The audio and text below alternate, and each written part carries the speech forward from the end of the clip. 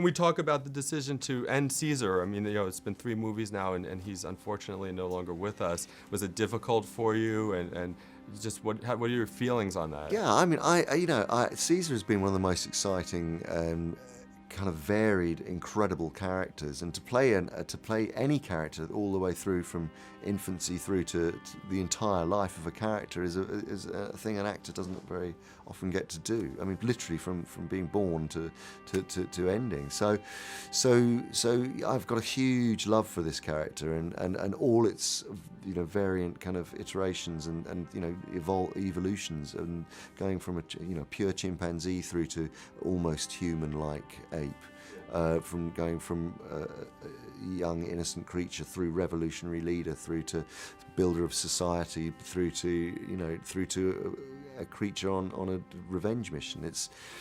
It's been I'll be really sad to let this one go. Look, if we're going to do this chapter, we need to leave him in a place where he can enter the realm of the mythic. And I think that was what we were trying to do. What was really important was in trying to think about a story for Caesar that would be his toughest journey yet, and that would be a test that was greater than the test of the first 2 films, both of which are like heart-rending, the tests in those movies. And the idea was to really dive into the core of what he was about and to challenge him. So his character, the success of his character has really always been about empathy.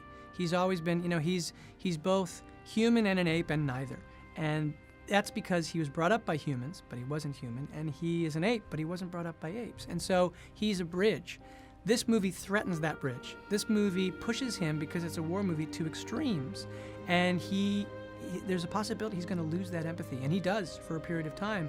And the question is, will he transcend that and be able to regain his empathy and his soul, or will he perish the way Koba did?